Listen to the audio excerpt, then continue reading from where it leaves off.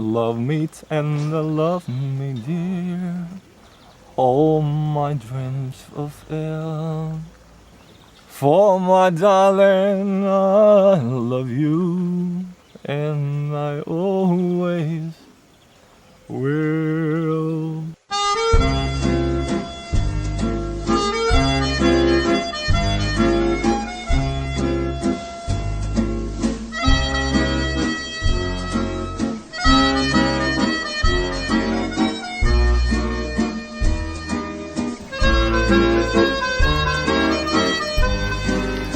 Yesterday, a great friend of mine came to visit me here where I'm at right now, in Menorca, Spain. And I tried to do a video yesterday and it didn't really quite close. I didn't really know what to do with the footage that I had. So today I'm doing another one where I'm putting a little bit of advice about how we healed our friendship. You see, 1.5 years or almost 2 years ago, Roberto and me had a bit of a difficult moment where we almost ended our friendship. And I'm going to share with you in this video the thing that helped us to save it. So here it goes. It all started in December 2016, Bangkok.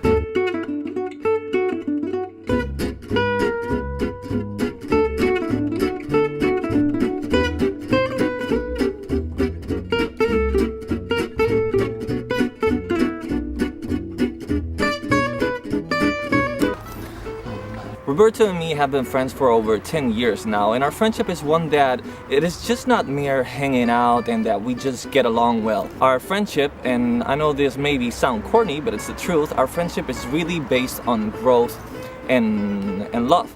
So we just don't hang out and spend quality time together, but we always try to help each other to grow as a person. And for that reason, well, the friendship is really strong, great, and awesome. But over 1.5 years ago, things started to get a little tense and just basically difficult because we both developed an attitude that was a bit egotistic. We started to behave in a way that we both wanted to be better than the other. Like better than the other in areas like girls and money and just basically in life. Now, just so you have an idea, here's a couple examples.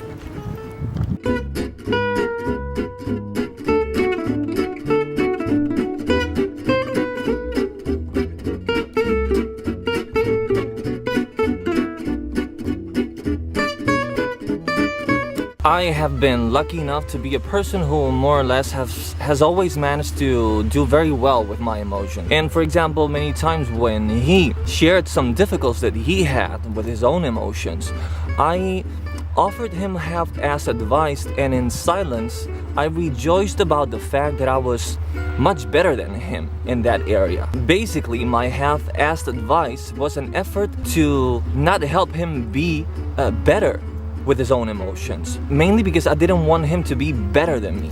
And so here you have mistake number 1. Instead of behaving like a brother, I behaved like a competitor. For example, when we went to Bangkok a couple of years ago, immediately when we arrived after 2 weeks or 3 weeks or something, he just didn't want to stay at all. We went together as a trip, and he immediately decided that he was going to leave. And the fact is that it didn't really bother me that he would leave.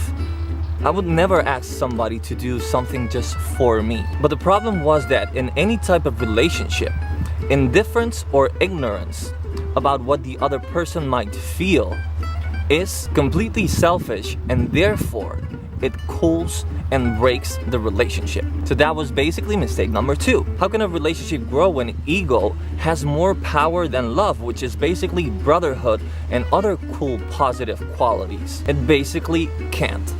It's just not possible. But in the end, we both figured it out. We figured out how to heal our broken friendship.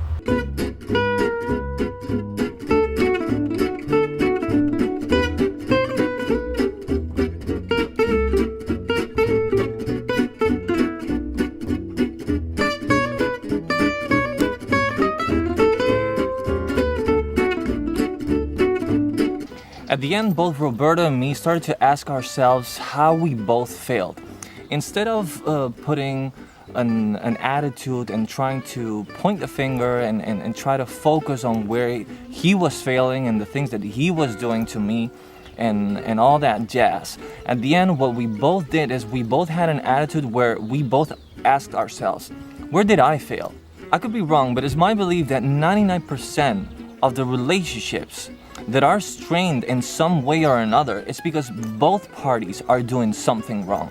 And the best way to heal them is by each one of those parties focusing on where he or she has failed, so that they both can bring that to the table and both correct the mistakes that they're making. And also help the other person be aware of how you are actually feeling. So in Roberta's case and mine, I focused a lot on where I was failing, and he also did the same, and we both sat together and basically put it all on the table. But one thing is very important to realize and remember: you only have a 50% control of the relationship. This means that in a relationship of two persons, no matter if it's friendship, family, romantic, whatever, you have control of your 50%, and the other person has control of his or her 50%. And for a relationship to work, both parties need to do their very best in their own 50%. I cannot control the 50% of the other person.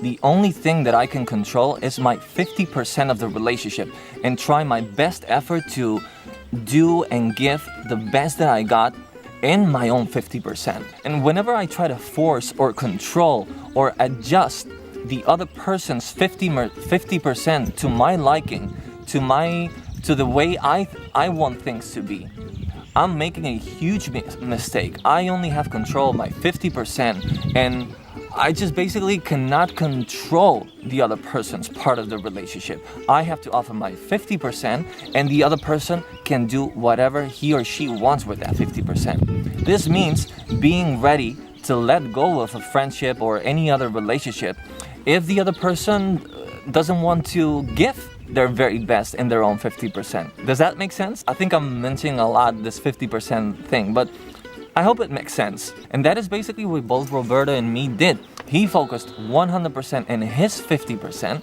and I focused on mine. And that is the way that our friendship was never broken. So that is it for the video of today, and see you in the next one. If you like the content of these videos that I have more obviously in this YouTube channel.